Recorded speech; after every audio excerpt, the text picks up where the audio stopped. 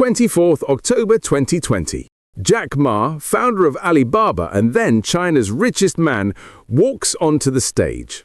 He is only days away from launching the largest IPO in history, Ant Group.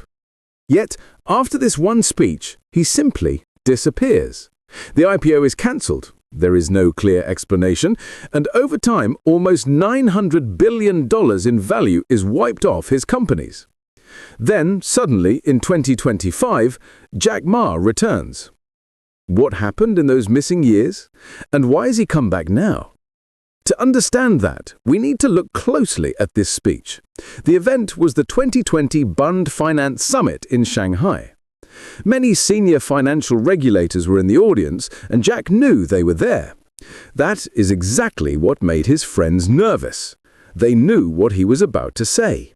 Some of them urged him to soften his words. With the biggest IPO in history just days away, they wanted him to be careful. But Jack refused to change his message. He took the stage. After the usual greetings and polite opening, he went straight to his main point. The tension in the room was real. Jack began to criticize China's banks. Today's banks still have a pawnshop mentality, he said. Collateral and guarantees are just pawn shops. If you want completely risk-free innovation, you kill innovation. Many times, trying to push risk down to zero is actually the biggest risk. He went on. We cannot use the way we manage a railway station to manage an airport. We cannot use yesterday's methods to manage the future. Even a beggar must have some credit. I think every beggar is credit-worthy. Then, on the surface, everything seemed fine. After he spoke, the crowd laughed, clapped, and whispered to each other as usual. The event carried on like nothing had happened. But those comments had already started a chain reaction that would destroy Jack Ma's career and most of his wealth. So what exactly was the problem? To most of us, Jack's speech sounds normal. In the West, people criticize leaders like Trump, Biden, or even the entire US system in far harsher terms every day. By comparison, Jack's comments seem almost mild. He was, in fact, calling for China's financial system to modernize and support more growth. He wanted it to be more dynamic and more prosperous. But this was China. In the audience, senior members of the Chinese Communist Party were furious. Financial regulators felt he had humiliated them in public. They were ready to remind Jack of one basic rule. In China, you do not criticize the party.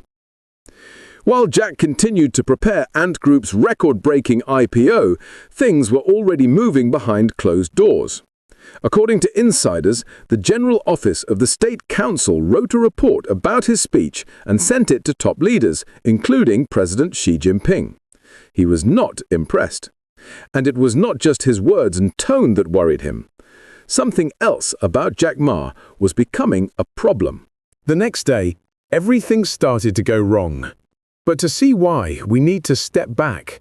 Jack Ma was not just a man who gave one bold speech or built one valuable company. There was something bigger about him that worried the CCP. Just before that speech, Alibaba was the crown jewel of China. It was one of the most successful startups in history. At one point, Alibaba was worth more than Amazon, and in many ways, the two businesses were very similar. It was China's largest e-commerce platform and had reshaped global trade almost on its own. But Jack was more than a founder. He had become a celebrity. He had a rock star image and liked to perform, joke, and even play guitar on stage, even if his playing was not exactly world-class. Before all of this, he had been an English teacher at Hangzhou BNZ University. After making his fortune, he set up his own school, Hupan University. It did not grant traditional degrees. Instead, it focused on helping young entrepreneurs meet, learn, and build companies. He also launched Africa's Business Heroes through the Jack Ma Foundation. This was a competition for entrepreneurs in Africa, offering funding, training, and mentorship to the winners. Step by step, Jack became the face of Chinese success around the world.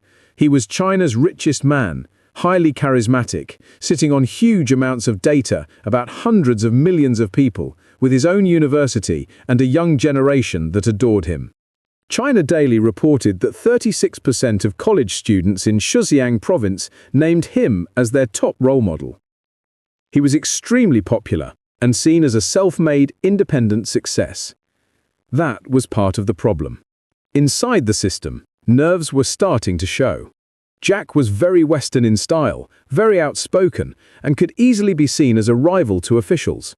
If you doubt how powerful a celebrity businessman can be in politics, just look at Donald Trump or Elon Musk. Was Jack plotting to take Xi Jinping's job? Very unlikely, but in the eyes of the party, what mattered was simple. He was a potential threat. Behind the scenes, things were going from bad to worse for Jack. The CCP had started to dismantle his empire. In April 2021, Alibaba was hit with a $2.8 billion fine. The official reason? It was a monopoly. Regulators said Alibaba was forcing merchants to use only its platform. And to be fair, that accusation was largely accurate. Alibaba was building a dominant position in China, much like Amazon in the West. But this behavior was not new. Regulators only seemed to care after Jack had embarrassed them. Alibaba paid the fine, but that was just the beginning. In the same month, authorities moved in and ordered a full restructuring of Ant Group, turning it into a financial holding company.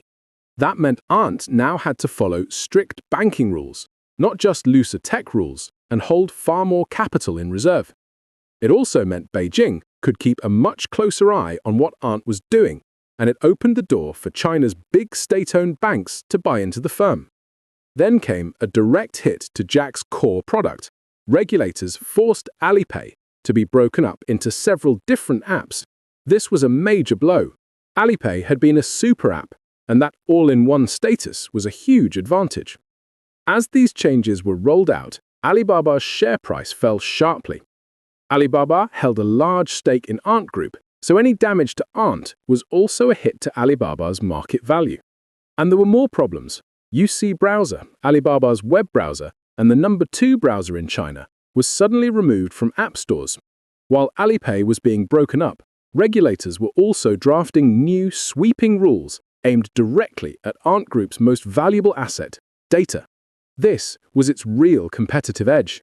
Billions of customer transactions and behavioral data from hundreds of millions of people. The CCP forced Ant to break this information monopoly and share data with other firms. Ant was not alone. Almost every major tech company in China was being targeted. Didi Chuxing, the ride-hailing giant, had just listed on the New York Stock Exchange in June 2021 when regulators opened an investigation into its app. Didi was pulled from all Chinese app stores, delisted from the NYSE, and fined $1.2 billion. It was banned from taking new users until January 2023. ByteDance, the parent company of TikTok, was hit in other ways. Recommendation algorithms were added to a list of technologies that could not easily be exported. Its education app, GoGoKid, was shut down as part of a wider crackdown on after-school tutoring. Even Tencent was fined under new antitrust rules. Jack was at the center of this storm, but his problems were still not over. His well-known business school, Hupan University, was also hit. New enrollments were suspended, Jack was forced to distance himself, and the school had to drop the word university from its name. By mid-2021, the overall value of Jack's companies had dropped to less than half of what they had been. Even investors who had bought into Alibaba's IPO were in the red, a full 10 years later. Then in 2023, Jack gave up control of Ant Group. His voting power fell from about 50% to just 6%. By 2024, the total damage was clear. Jack's companies had lost almost $900 billion in value. During all of this, Jack had effectively disappeared from public life. He stopped giving talks and stopped tweeting, and has still not returned to Twitter. From time to time, he was reportedly seen in public and rumored to be living in Tokyo, but he had largely vanished. State media left him out of lists of China's top entrepreneurs, even though he had been the most successful of them all. Yet something else was happening in China. Xi Jinping and the CCP had likely made serious missteps, and now they were trying to repair the damage. This sudden, sweeping crackdown had scared not only Chinese tech giants, but almost everyone doing business in the country. When it became clear how easily big companies could be fined, broken up, or delisted, many foreign firms started to ask if China was still worth the risk. In 2024, China's foreign direct investment fell 29% compared with the previous year. Walmart sold a stake in a Chinese e-commerce platform worth $3.6 billion, which it had held for 6 years. IBM closed a research center in China. Honda stopped production at 3 plants in the country. Several major U.S. law firms announced they would shut offices in Beijing and Hong Kong. Dell said it would move manufacturing out of China. And most recently, Apple had begun shifting production to India, together with Foxconn. This was already bad news. Then the economic data made it worse. In early 2025, fixed asset investment grew by only 1.6%. Industrial output and retail sales were also slowing. Spending was weaker, the economy was losing momentum, and youth unemployment was rising. For a government that depends on growth and stability, this was a real problem. Then, something unexpected happened. On 17 February 2025, Xi Jinping personally hosted a summit for business leaders at the Great Hall of the People in Beijing, and among the guests was Jack Ma. The message was obvious: we need you. The script then turns to the channel. Just as China needs its entrepreneurs, this channel needs its viewers. The goal is to reach 1 million subscribers by the end of the year, and it is already more than 80% of the way there. If you subscribe now, you might help push it over the line. One analyst described Xi's move as a strong gesture to tell the market and hesitant local officials that these are our champions that we need to unwaveringly support in light of all the risks. With many of these founders holding major assets in the United States, Beijing also needs a united front to limit capital flight. Xi's aim is to revive entrepreneurship and restore confidence, but much of the damage is already done. Investors have long memories, and they watched Ant Group, Didi, and other founders get cut down at their peak. So when China now says, "We need you," it often sounds more like, "We need you for now." The real irony is that Jack Ma was calling for almost the same thing in his speech. Had China followed his advice, the country might be better off today. It could have built more flexible, modern credit and banking systems, giving more young entrepreneurs a real chance. Practical reforms, not just staged gestures. Instead, Jack was punished for it. Xi Jinping says he wants entrepreneurship, but not too much. TikTok is now caught in the middle of this same global tension, facing pressure not only from the CCP, but also from the United States. If you want to see how that story is unfolding, watch the next video.